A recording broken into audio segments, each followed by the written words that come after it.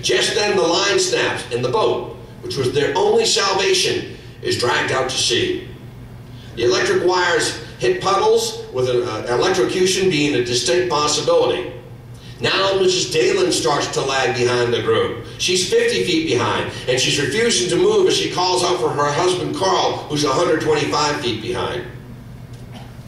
The Burghards, each with a dog under their arms, go out onto a broken dock, and they lie down. They want to ride it out like a surfboard. Just then, a large flat piece of wooden siding comes by, and Mabel, George, the two dogs, and Coast Guardsman Avery climb onto it. The wind and a storm surge had driven the bay water across to the mainland with such force that for about 200 feet out, the bay bottom was dry. Almost like the retreat before a tsunami. The Dalens, of course, are helpless. Burghards and Avery jump off the board and then wait for a giant wave that takes them 200 feet out into the bay.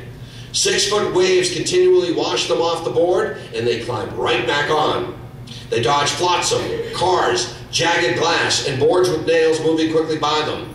They place the dogs on a little trailer raft behind them. Bitsy's washed off, and Peter, the other dog, grabs him by the ear and drags him right back on. They paddle around huge chunks of houses and debris. Ducks fly backwards at 40 miles per hour. The raft is grounded in berry bushes. Bitsy disappears in the brush, and they land exactly 1 mile west from their house at Onek across the bay, and they head to higher ground at the golf course. They wave down a car and make their way into West Hampton. Avery, he's done for the time being. He heads off to help more people.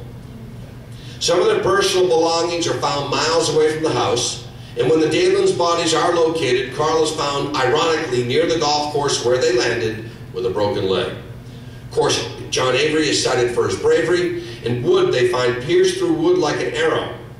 And every street corner seems to have an armed man looking for looters. And there was 48-hour price gouging, that selfishness thing that I was talking about. And an awful sea smell stuck around for over a year.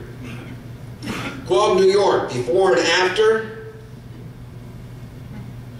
The high school gymnasium for basketball. No, it's a morgue now. The breach at Shinnecock Inlet. Again, New York on its coastline has these long, thin spits of land. As you can see by the map, the ocean actually broke through an area of this, changing the tidal, and some say the fishing in that bay. This is 1 month after the inlet was changed, and it changed the flow of water. And now the heroes of Stony Point. What's that a photo of? Beavers. 60 colonies of beavers were moved from the Adirondacks, about 500 beavers, and they built 60 dams. The dams in Palisades Park in New York held back swollen rivers and ponds, and these little fellas worked all through the night of the hurricane to fortify their bulwarks. You've heard the story about animals knowing that something's up with the weather, probably sensing the change in the air pressure, and these guys went to work. Well, what did they do? Long Mountain Beaver Pond doubled in size from 5 to 10 acres due to the dam made of mud, sticks, stones, and sod. It was 150 yards long and 6 feet high, and it held fast, only spilling 18 inches of water over its top. Cedar Hill Pond Dam doubled in size to 8 acres.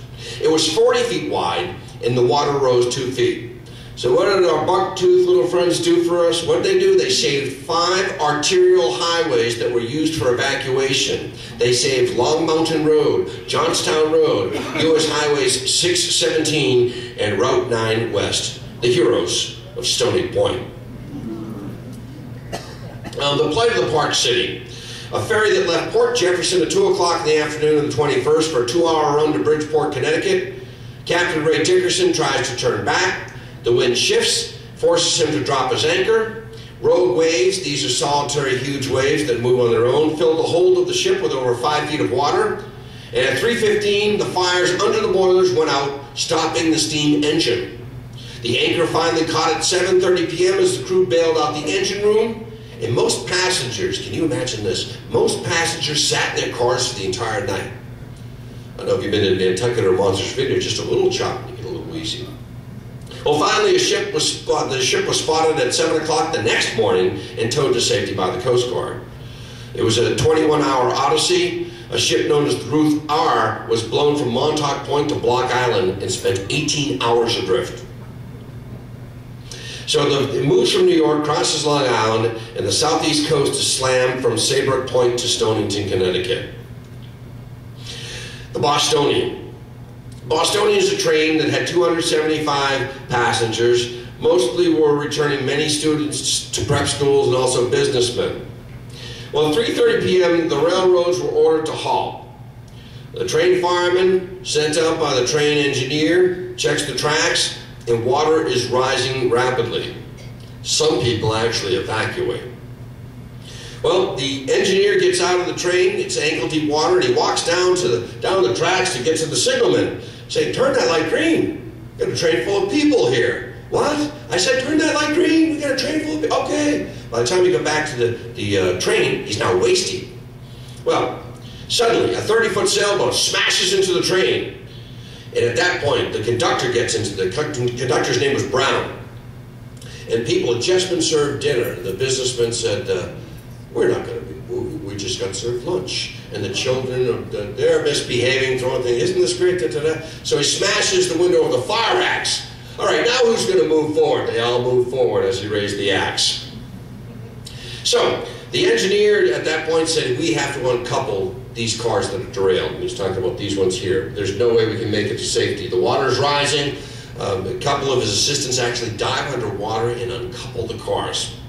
Okay, so the engineer starts the train, and he's got everybody move forward to the forward two cars.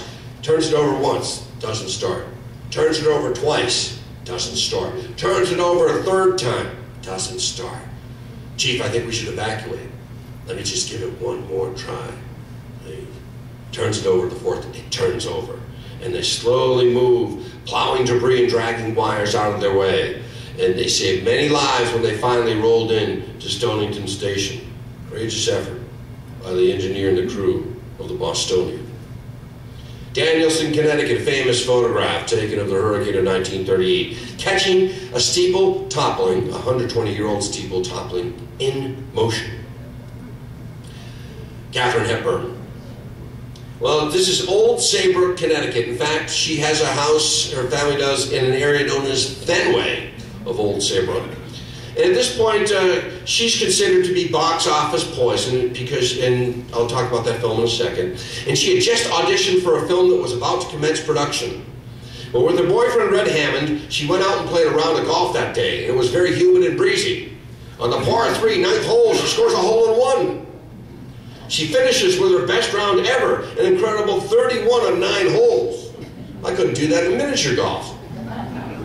Afterwards, she and Red went for a swim in front of the house, and she says about the breezy weather and the rising surf, she says, something very special is going to happen. Well, their family had an elegant summer house in Old Saybrook since the turn of the century. Her brother Dick was a screenwriter working on a script for a movie.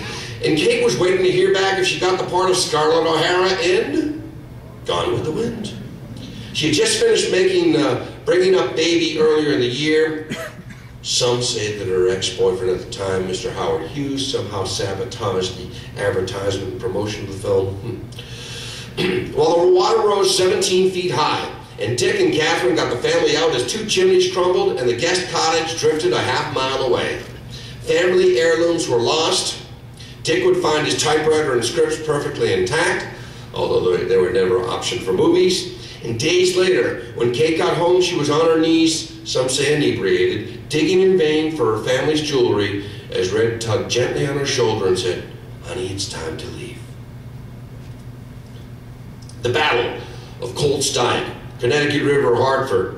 1,200 WPA workers, World War I vets, college students and volunteers fought to keep out 1 million tons of water out of the south end of the city that was devastated in 1936. A great flood struck the Connecticut River Valley in 1936. I'll touch on that momentarily. Army engineers said there's a 50-50 chance that Bulwark will hold when the water crests at 28 feet.